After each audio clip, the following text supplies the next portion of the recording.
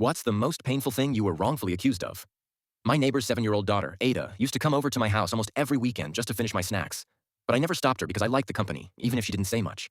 She was loud when she came in, quiet the rest of the time. Always walked straight to the couch. Then she'd sit there with her legs folded, chewing biscuits and drinking juice while I worked or cleaned, sometimes even helping me fold towels or rinse dishes if I was cooking. She never asked for anything, never demanded toys, attention, or anything strange, just movies and maybe an extra pack of Capri Sun if I had one in the fridge. Her name was Ada, and her mom, Chinie, ran a salon down the road. She was barely ever home, always working late, always looking tired. I think Ada liked it better here because it was calm and quiet, and no one was asking her to sweep hair, carry stuff, or sit still while clients yelled on the phone.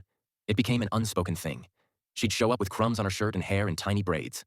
I'd unlock the door and nod, and she'd walk past me like we'd lived together for years. One day, I was working from home, typing emails in bed with the window cracked open to let in some air. I heard voices outside. It was one of my nosy neighbors, Margaret, talking to Chinie. I didn't look up until I heard my name. Margaret asked, "Why do you let your daughter go to that man's house all the time? Do you even know what he's capable of? What if he touches her inappropriately?" I sat there frozen, hands on the keyboard. Chinie defended me, saying Ada liked it there, that I'd never done anything and there was no reason to worry. But Margaret kept going, saying it's always the ones you least expect, that I could be dangerous, grooming her, and no one would know until it was too late. I didn't move the entire time, just sat there listening to someone ruin me without ever opening my door. The next day, I heard a soft knock. It was Ada, holding a half-eaten biscuit, waiting to come in like nothing had happened. I didn't answer. I hid, stayed perfectly still like a coward, and watched the handle twitch, then go still again. A few seconds later, I heard her mother's voice, sharp and angry, then footsteps leaving fast, followed by the sound of Ada being whipped with something hard and her crying. I didn't move, open the door, or stop it. That was the last time Ada came to my house. After that, she started spending her time at Margaret's.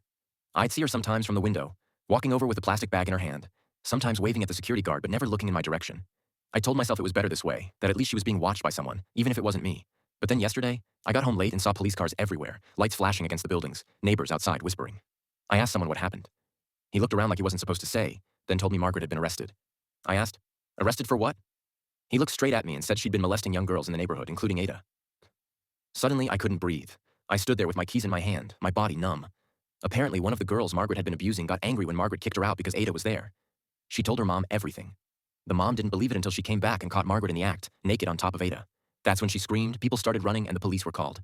I started crying because I had genuinely grown a bond with Ada. To think she was safer with me than with someone of her own gender was a truth too bitter to swallow.